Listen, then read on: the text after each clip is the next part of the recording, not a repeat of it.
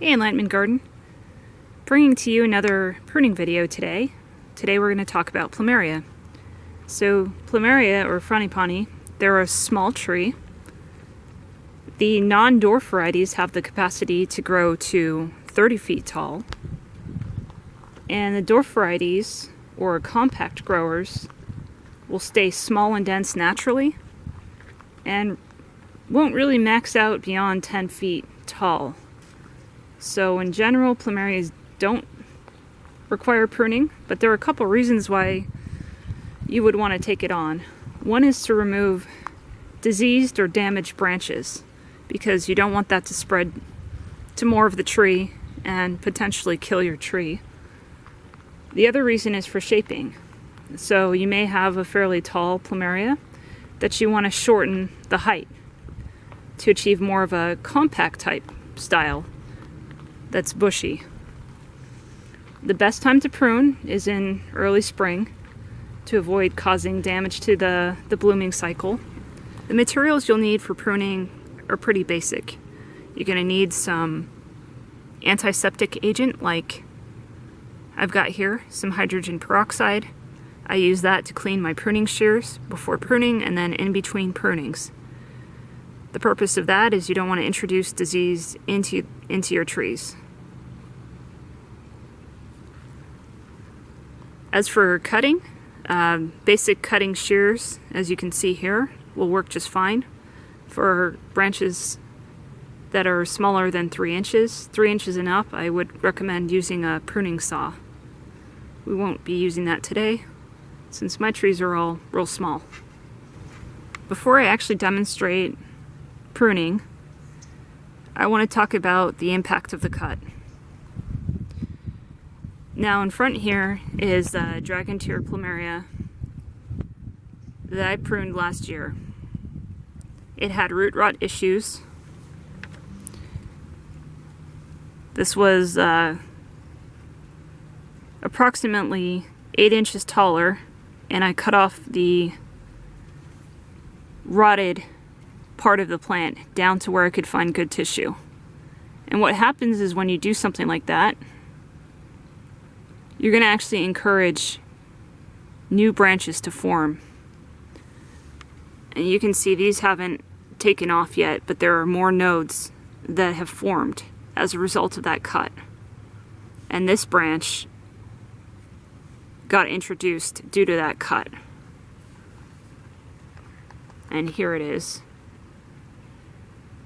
We've had unusually warm weather, so you can see while the Plumerias have lost their leaves, they're actually shooting out new leaves already, thinking it's like spring. So we've been in the 70s here. And here's the other side. I had the same issue. This V, had root rot issues from the top, so both branches were shortened.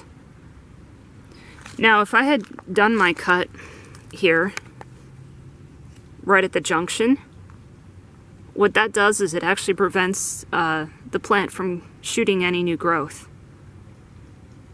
So if you want to actually stimulate new branching, just make your cut 3 inches or more above the actual branch junction here. If you want to do just the opposite, you want to clear a branch and you don't want new growth to come up, again, just cut it as close as you can to that branching junction. Okay, we're looking at one of the branches of my Tangerine Dream Plumeria.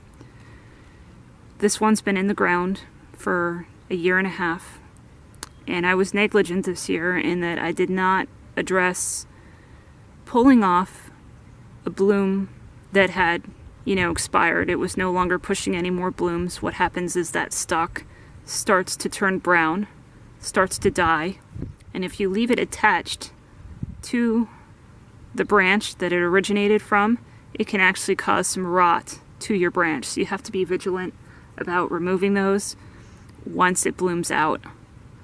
The damage now is bad enough that I need to actually take that limb off, even though it has, these nice new growth tips to it. I can't salvage that because I don't want to introduce damage down below. So my decision here is, what do I want to do with the shaping? Now, if I make the cut all the way back to where it's branching off from, then I'll eliminate, you know, any new growth coming out there.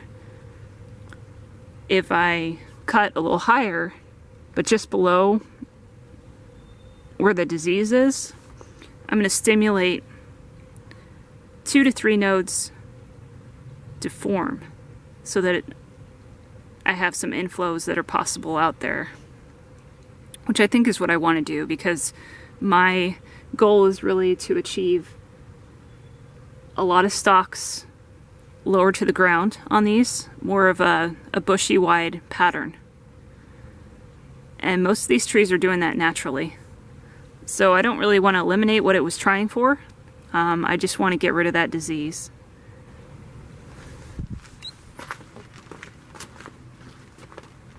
Alright, so I'm going to go ahead and cut this about 3 inches up, making an angled cut with my sterilized shears.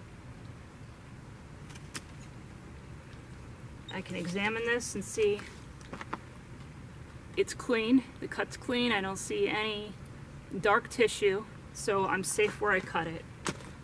And from here, I really don't need to do anything. If we were experiencing a lot of rain right now, I might be concerned about, you know, water settling on it and possibly causing rot. It's been very dry this season, so I don't have to worry about that. If we had rain, I might wrap the tip in parafilm just to seal it so that it can callus over, but it's going to do it just fine on its own. So based on where I cut it, what I can expect to see in the next few months is there will be new nodes that will actually push around this. In walking around my yard, I see one more issue to address. This Inca Gold has a small branch that has died, so we really want to remove this, and I probably should have addressed this before now. It's best to actually cut off any kind of dead or diseased wood as soon as you see it. You don't need to wait until the winter or early spring to address it. Now with this branch, I only have one choice. You can see that the good tissue is like less than an inch from the branching junction. So my only option really is to cut this all the way back to the junction. So this will not regrow or push new nodes. This will just remove that branch permanently.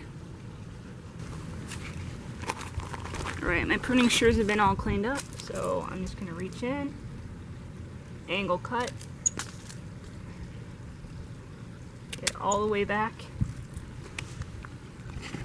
Now you can see I cut that all the way to the point that is clean. Now when you cut into a Plumeria, you can expect this milky fluid to run out.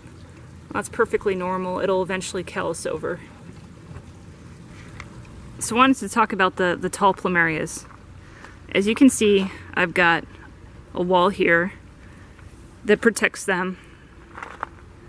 I've got lots of plants around the Plumerias that help as windbreak. If you don't have that situation and you have a tall Plumeria, a gust of wind could cause limb breakage. I'm not worried about that, and I actually do want a taller structure. I want this to grow into a small tree. So this is the San Germain. It's one of those habits that's fairly lanky.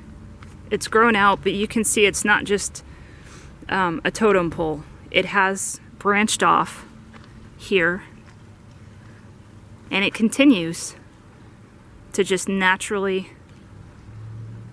branch off more and more inflow. So it's developing a bushy habit up here at about 5 feet tall.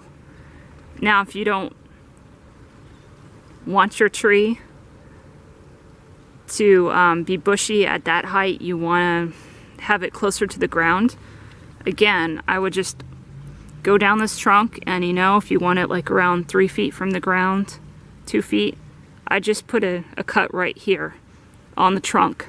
What's going to happen is these little new branches are going to get stimulated to grow, and I would expect to get 2 or 3 of those nodes push, and then it would branch laterally instead of vertically.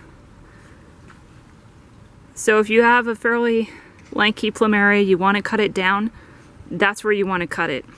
You can cut it anywhere along the trunk and you'll stimulate new branching nodes.